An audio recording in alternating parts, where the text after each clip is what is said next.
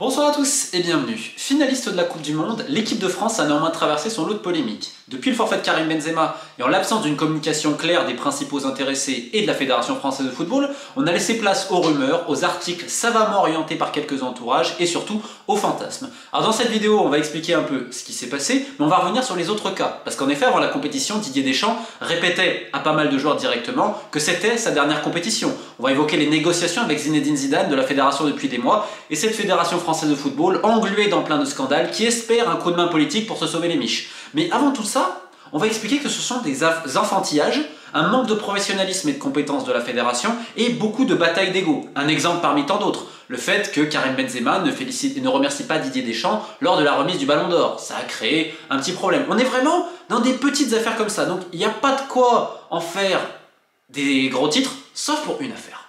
L'affaire Benjamin Pavard. Et croyez-moi, si c'était arrivé peut-être à d'autres joueurs, on aurait tapissé ça depuis des jours et des jours, parce que c'est vraiment le seul très gros truc qu'il y a eu où là tu peux dire ok, là ça a dépassé les bornes.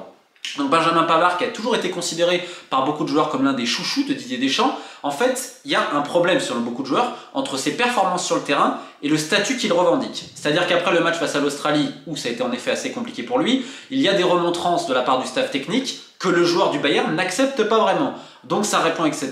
Ce qui commence à énerver le staff qui a quand même protégé son joueur pendant des années et qui lui a maintenu une confiance inébranlable malgré des fois des performances aléatoires, même si aussi il a été parfois à son avantage. Donc le problème c'est qu'aussi pendant des entraînements ou quand il était sur le banc de touche, il s'est permis des remarques sur ses coéquipiers, le staff a jugé ça complètement déplacé, jusqu'à la finale où là il y a eu des mots très tendus et des mots vraiment pas commodes entre le coach et le joueur parce qu'ils étaient à bout quelque part, et donc son attitude a provoqué une ambiance que les joueurs qualifient de néfaste. Ça a créé un sale climat en interne. Et tu rajoutes un deuxième effet qui se coule à ce sujet-là, c'est que tu as des joueurs qui estiment que son amitié, on va dire ça comme ça, avec Loïc Tanzi, ancien journaliste d'RMC, aujourd'hui à l'équipe, pose problème, notamment que certains l'ont un petit peu vu pour quelques meetings à ce sujet-là. Or, on se rappelle qu'en 2018, et c'est un secret de polichinelle dans le milieu de la presse, Loïc Tanzi se vantait devant tout le monde que c'était notamment grâce à son entretien dans les colonnes d'RMC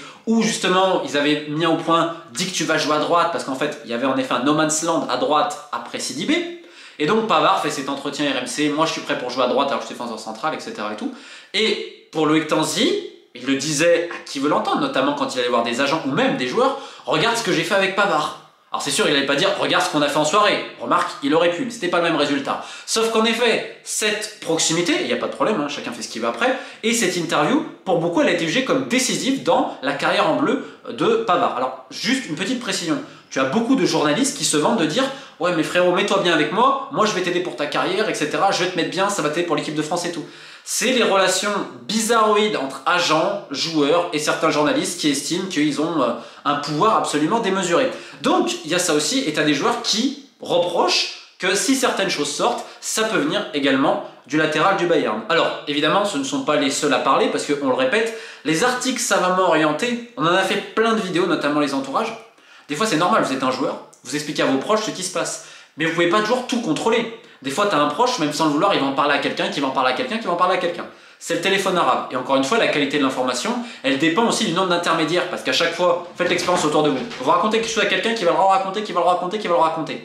Par contre, la version de base, c'est-à-dire la vérité, et en bout de course, à bout de la 5 ou 6e, ça a été déformé, amplifié, etc. Donc c'est un peu le problème qu'on a eu. Et c'est aussi l'un des reproches que les gens autour de Benzema vont faire dans le traitement médiatique. Et là, on va donc réexpliquer un peu ce qui s'est passé. Donc le forfait de Benzema, je l'avais dit assez rapidement, parce qu'encore une fois, c'est un secret de polichinelle. Il y a une énorme défiance des joueurs vis-à-vis du staff médical de l'équipe de France, en particulier du docteur, Monsieur Le Gall. N'étant pas docteur, je ne vais pas juger des compétences de ce dernier, je n'ai absolument pas le niveau. Par contre, quand on voit qu'il y a autant de défiance, et que même pendant ce mondial, des joueurs appelaient leur médecin en club parce qu'ils ne faisaient pas confiance au protocole médical et qu'ils ne croyaient pas un mot du docteur de l'équipe de France, ça montre qu'il y a un grand problème. Ce problème, il date, c'était déjà le cas lors du dernier Euro, mais comme d'habitude souvent à la Fédération Française de Foot, on a des problèmes, mais surtout on ne veut pas le régler. Donc on fait l'autruche. Donc à partir de là, il y avait des jeux, des frictions vis-à-vis de Mike Maignan, vis-à-vis de Benzema, vu que le staff a quand même peur, parce qu'il faut rappeler qu'avant la Coupe du Monde, les mecs pensent qu'ils vont pas aller loin, il y a un pessimisme dingue, alors pas chez tous les joueurs, certains joueurs se disent ok, chez d'autres en disant ouais c'est compliqué, pas qu'il y avait une sale ambiance, mais il n'y avait pas grand chose, il n'y avait pas vraiment d'alchimie, Encore une fois, hein, les mecs se détestent pas. Hein, il n'y avait pas trop d'accroche, il y avait quelques clans. Il y en a d'autres qui reprochaient même un côté assez communautarisé, enfin bref. Et le staff flippait en disant on n'arrive pas à trouver la bonne démarche et tout. Donc on a essayé de presser un peu le retour de Karim Benzema. Et c'est vrai que c'est le docteur qui va notamment prendre la décision, qui dit non, il ne pourra pas jouer pour cette Coupe du Monde et tout. C'est surtout le docteur. Moi à l'époque j'en avais parlé, alors maintenant ça commence un petit peu à sortir là-dessus.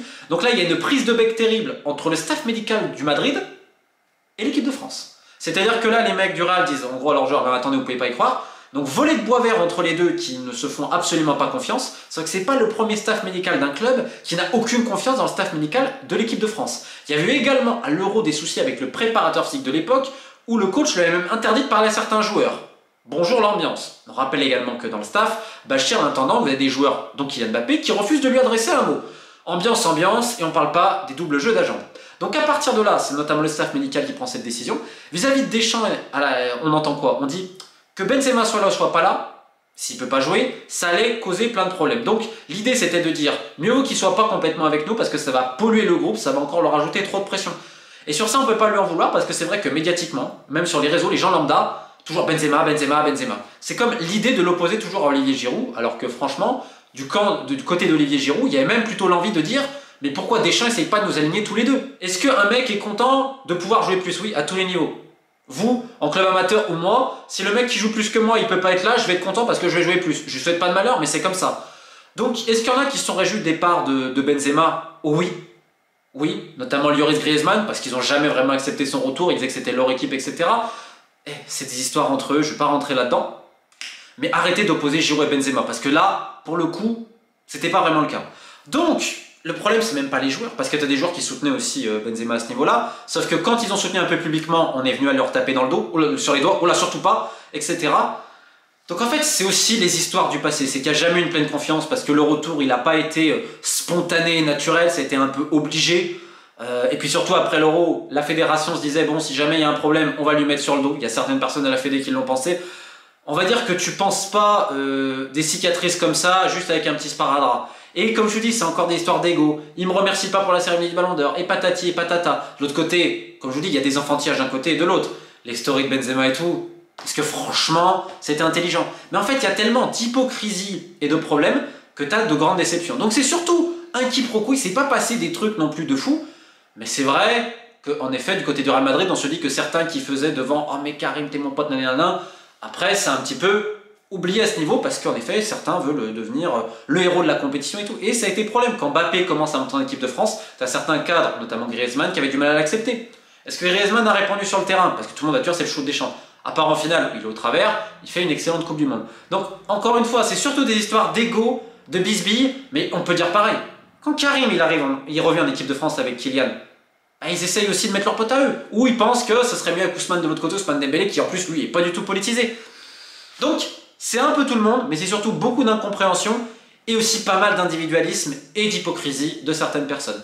Dans le même temps, il s'est passé quelque chose d'assez savoureux vis-à-vis du capitaine Hugo Lloris qui a été chahuté, rappelez-vous, en conférence de presse, je crois que c'était avant la Coupe du Monde, et vu que ça a commencé à toucher à sa propre image, Lloris encore qui fait un super mondial au demeurant, et bah il y a eu l'idée de dire ok, on va peut-être faire un manifeste, on va dire qu'on n'est pas content pour les conditions pour les ouvriers sur les chantiers, etc., pour les droits, etc.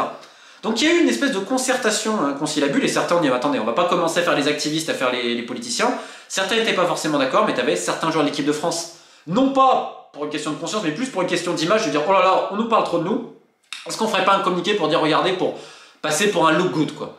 Donc ça s'est aussi un petit peu parlé à ce niveau-là, ce qui avait énormément gêné la Fédé, parce que la Fédé ne voulait pas rentrer là-dedans. Dans le même temps, comme je vous dis, dans cette espèce de sac de nœuds, il y a évidemment la question de Didier Deschamps, qui disait à qui veut l'entendre avant la Coupe du Monde que c'était sa dernière compétition. Il l'a même dit à certains joueurs. Là, évidemment, c'est moins sûr. Il y aura 50-50, on va voir s'il va continuer ou pas, parce qu'il était bien sûr au courant que la fédération, qui sait qu'elle est en grande difficulté et que dans un pays normalement constitué, ils auraient déjà dû tout sauter depuis longtemps. Je rappelle que pour des faits de un viol couvert à la fédération d'Islande, tout le comité de direction a dû démissionner. Et bon, visiblement, ce qui est valable en Islande n'est pas valable en France. Et ils ont contacté Zinedine Zidane en disant on va jouer, on va ramener Zidane, donc politiquement on va essayer de se sauver, et même dans l'image publique, regardez, on fait venir Zidane. Zidane il refuse le PSG, il refuse également Manchester, des propositions stratosphériques, notamment pour ça. Et là, Al Masseran ne voit-tu rien venir, parce que depuis un moment l'équipe de France c'était compliqué. Les mecs n'y font pas. Et là, hop, ça commence à cliquer, ça se passe bien, Tchouaméni, Rabiot au milieu, vous avez vu les matchs, tirage un peu abordable, mais ça passe bien, solidarité, un peu comme en 2018, super, on n'est pas du tout comme l'Euro, donc ça remarche bien. Et là, tu te dis, oulala, ça vient des mots de Le Graët, le même mec qui disait, oula, faut que je fasse Zidane ou autre, Ardouin aussi, la DG voulait. Ah bah non, mais Deschamps, c'est lui qui va choisir, etc. Donc t'as un jeu de dupes et d'hypocrites exceptionnel, et dans le même temps, t'as un jeu d'agents.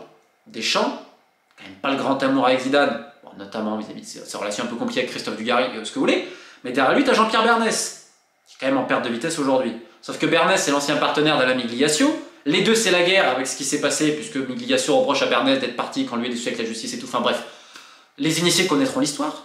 Et d'un côté, on se dit, attends, si on part, c'est Migliaccio qui va récupérer, c'est pas possible, on peut pas laisser ça. Donc tu as aussi une bataille un petit peu d'agents derrière tout ça.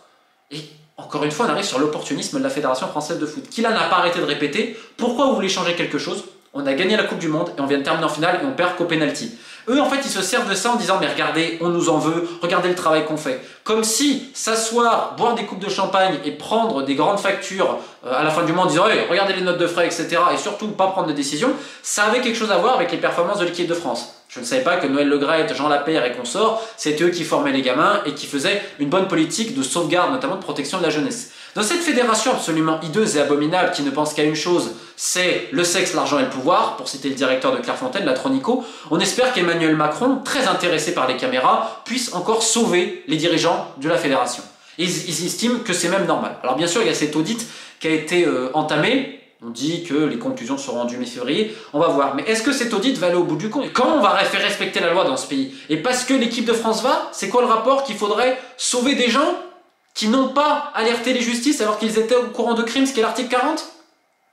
Eh ben on espère ça. Donc on a parlé de ça justement au Qatar. Et on a fait encore plus fort dans la soumission, c'est-à-dire que la Fédération Française de Foot est aujourd'hui la seule fédération d'importance en Europe qui soutient pleinement tous les plans de Gianni Infantino. Vive la FIFA, vive Gianni Infantino. Donc en fait, Infantino, il pourrait leur dire n'importe quoi. Oui, oui, oui. Je rappelle qu'Emmanuel Macron et la Fédération Française de Foot ont glissé également quelques anciens de leurs collaborateurs à la FIFA, qu'un bureau s'est délocalisé à Paris et qu'on permet à la FIFA d'utiliser un hôtel important de la capitale française. Donc c'est un match made in heaven, j'ai presque envie de dire. C'est une rencontre au paradis entre l'État français et la FIFA. Vous savez, cette FIFA qui va faire encore de plus en plus de foot, cette FIFA qui invite Pierre-Alain Mouguengui, le président de la Fédération gabonaise, qui venait de passer 6 mois en détention, et qui est en liberté provisoire en attente de son procès, puisqu'il est accusé d'avoir couvert un réseau pédophile. Bah oui, vous savez, c'est cette FIFA-là qui, en effet, ne peut que s'entendre avec la Fédération française de football et ce qu'ils ont couvert. Alors, on pourra reparler de Benzema et tout ça, et c'est vrai que pour beaucoup, c'est un coupable idéal. Et on peut en vouloir également au niveau médiatique à certains, parce que quand tu balances beaucoup, ça aide. Pourquoi après, on parle pas trop de toi, de tes caprices, de ce que tu veux. Parce que si par exemple, Rabiot aurait bougé une oreille, clac! Parce qu'en effet, lui, il joue pas trop le jeu avec certains. On peut lui reprocher plein de choses. Mais c'est pas un mec qui va chercher les stats, c'est pas un mec politique. Malheureusement, en équipe de France, t'as un coach qui est dans... Très bon coach, attention. Mais qui est dans la politique, un staff qui est dans la politique, une fédération qui est dans la politique, et des joueurs qui sont un peu politisés, et d'autres qui n'osent pas trop parler. Donc voilà, c'est un peu tempête dans un verre d'eau pour autre chose. Mais honnêtement, c'est assez écœurant de voir toute cette ambiance en équipe de France, parce que tu te rends compte qu'il n'y a rien d'authentique. Bref, je terminerai cette vidéo en mettant en lien en description les dernières enquêtes d'abus sur mineurs que j'ai fait dans le football, et j'espère qu'on pourra en parler. Pourquoi? Parce que si on n'en parle pas, l'impunité va continuer. Elles sont en France ou ailleurs, c'est le même combat pour les jeunes, et il ne faudrait jamais l'oublier. Et rien que pour ça, j'espère que la Fédération française, elle payera pour tout ce qu'elle a couvert. Keep the faith.